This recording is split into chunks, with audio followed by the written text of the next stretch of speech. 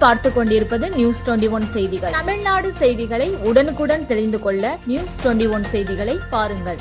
தேனி மாவட்டம் போடி வட்டம் கோடாங்கிப்பட்டி திருச்செந்தூரில் அருள்பாலிக்கும் அருள்மிகு ஸ்ரீ காளியம்மன், ஸ்ரீ கருப்பண்ணசாமி, ஸ்ரீ விநாயகர், ஸ்ரீ நாகம்மாள் திருக்கோவில் அஷ்டபந்தன மகா சம்ரோகூணம் எனும் மகா கும்பாபிஷேக விழா நடைபெற்றது. கணபதி ஹோமத்துடன் காலபூஜை துவங்கி யாகசாலையில் காலபூஜைகள், விக்னேஸ்வரர் பூஜை, கும்பம் அலங்காரம், யாகசாலை பிரவேசம், யந்திர பிரதிஷ்டை, அஷ்டபந்தனம் சாற்றுதல், விமான கலஸ்தாப வனம், மகா பூர்ணாகிதி, அதனைத் தொடர்ந்து மங்கள இசையுடன் வேத மந்திரம் மோத விமான கலசத்தில் மகா கும்பாபிஷேகம் நடைபெற்றது. பின்னர் பக்தர்கள் மீது கும்பாபிஷேகம் செய்யப்பட்ட புனித நீர் தெளிக்கப்பட்டது. மேலும் ஆயிரக்கணக்கான பொதுமக்களுக்கும் பக்தர்களுக்கும் சிறப்பு அன்னதானம் வழங்கப்பட்டது. கும்பாபிஷேகத்தில் தேனி, போடி, வீரபாண்டி பகுதிகளைச் சேர்ந்த 1000க்கும் மேற்பட்ட பக்தர்கள் கலந்து கொண்டு சுவாமி தரிசனம் செய்தனர்.